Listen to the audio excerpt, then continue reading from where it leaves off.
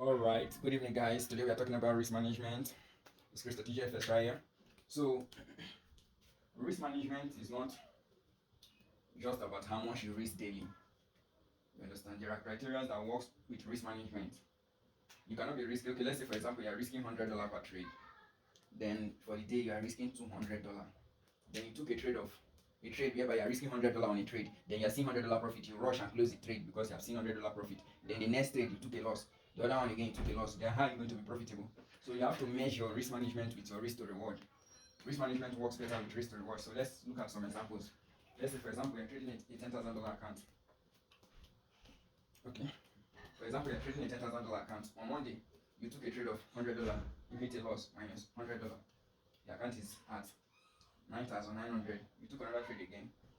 Loss minus $200. Your account is at $9,800. Then on Tuesday, you took a trade. You took a loss minus $100 again. Your account is at $9,700.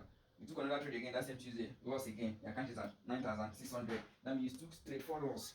Straight 4 loss, which is $100 straight 4, which is $400. Then on Wednesday, you took your first trade, risking the same $100.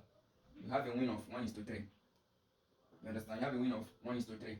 Then you're losing $400. The $400 minus $300, which is you did 1:3. $400 minus $300, you're now back to 9,900 because you're losing just $100 after this 1:3, which is $300 minus $400 that you have been losing. You now have minus $100. That means you're losing just $100 now. Then you took the next trade again. You hit SA minus $100 again, so you're at 9,800. That means you're losing $200 now.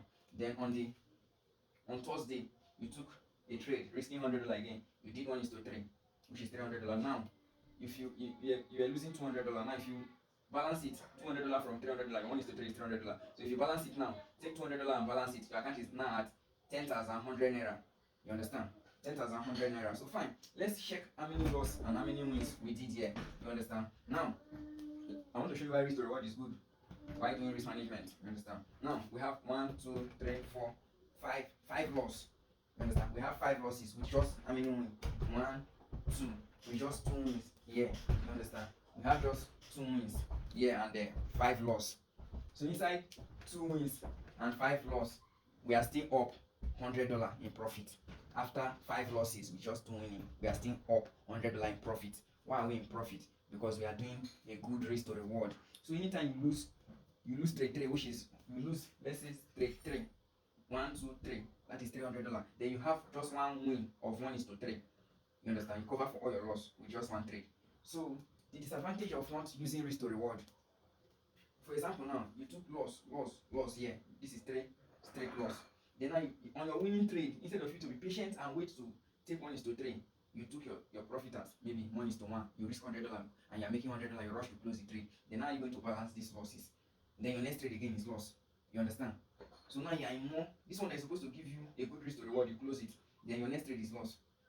I mean, you're still in drawdown of almost $400. But if you are doing your risk to reward, 1, 2, 3 loss, that is 300. Let's leave this one first. 1, 2, 3 loss, that is 300. Then your win 1:3, cover for your loss. Just one trade, cover for 3 losses. So that's how to manage your risk and also do your risk to reward.